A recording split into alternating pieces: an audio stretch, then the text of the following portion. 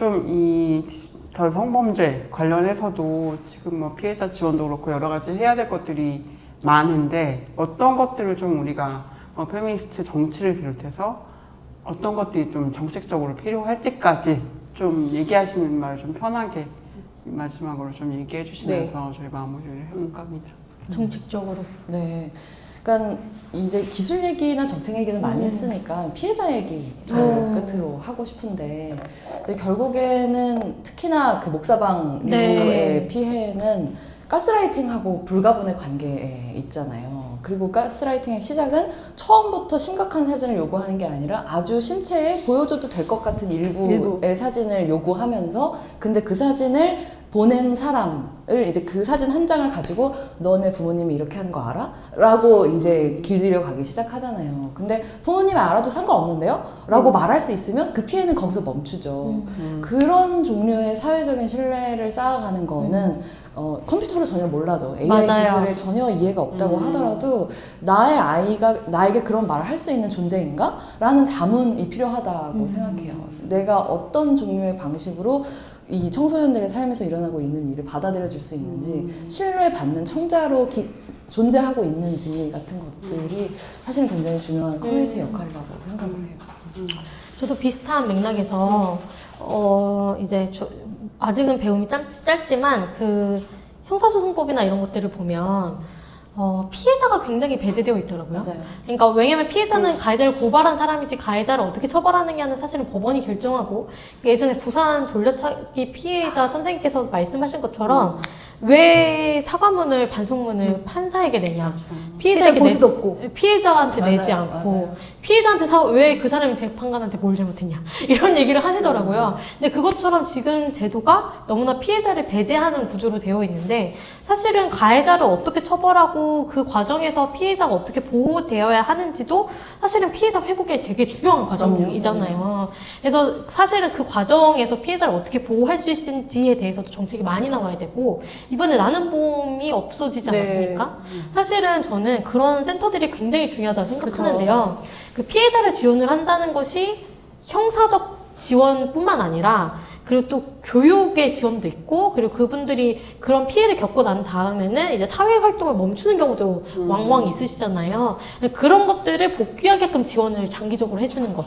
단지 심리 상담 뭐 몇 회건 뭐 이렇게 주는 게 중요한 게 아니라 이분들이 일상을 회복할 수 있도록 장기적인 지원이 필요해서 그런 센터들이 필요한 것인데 오히려 없애고 있는 실정이잖아요. 맞아요. 그래서 그런 센터들을 좀 많이 계속해서 좀 운영을 해줬으면 좋겠다. 네. 그쵸. 뭐 서울시 주장으로는 뭐 잠깐 쉬었다가 내년에 1월부터 다시 뭐 더 잘 심지어 그런 온라인 상담 기능을 강화하여 이렇게 한다고 주장은 하고 있지만 왜 지금부터 그냥 계속하면 되는지 아니 그런 맞아요. 왜 중단하냐고.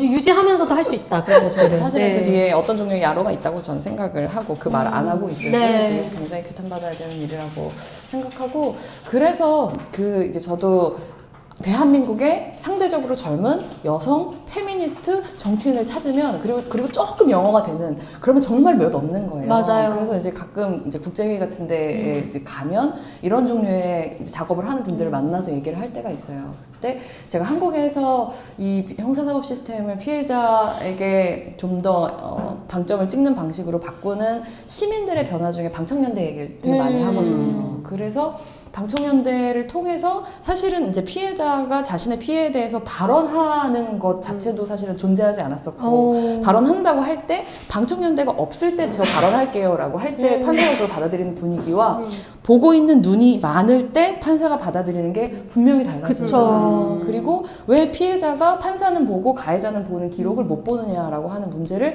자꾸 그렇게 일어나서 말을 하니까 최근에 법원의 내교가 바뀌어가지고 이제는 그걸 볼 수 있게 바뀌었잖아요. 그건 진짜 방청연대가 만들어낸 이제 결과라고 생각하거든요. 맞네요. 네, 그래서 물론 우리가 국회에 들어가서 입법권을 가지고 혹은 행정권을 가지고 하는 게 가장 강력하죠. 가장 확실하기는 한데 그렇다고 해서 밖에 있는 사람들은 무력하게 있는 것 말고는 할 수 있는 게 없다고 느끼실 필요는 전혀 없다라고 생각을 해요. 구체적인 현장에서 연대하면서 보고 있어요 라고 하는 게 생각보다 그 대의하는 자리에 있는 사람들은 그런 일들에 취약합니다. 그리고 별로 겪어본 적이 없어요. 누군가가 내가 하고 있는 일을 보고 있다는 느낌을 받아본 적이 없어요. 근데 그건 사람들한테 굉장히 큰 변화를 만들 수 있답니다. 네. 맞습니다. 네. 그 사실은 밖에서 어떤 걸 할 수 있는지에 대한 그런 방법들 그리고 뭐 효능감들 이런 것들을 좀 우리가 찾아보는 게 되게 중요하다는 생각이 또 들 때도 많아요. 왜냐면 지금 오늘 얘기했으니까 우리가 뭔가 길이 없는 거 아닐까 이렇게 느낄 때도 많기 때문에 근데 좀 그런 것들 좀 만들어가는 작업들을 좀 같이 해보면 어떨까 이런 생각도 하게 됩니다. 네, 오늘 얘기했는데 네. 어떠셨어요, 선생님? 나는 봄 그 폐쇄 그거 네. 운영하는 거는 이미 기사에 나왔어요. 오마이뉴스 기사에 아.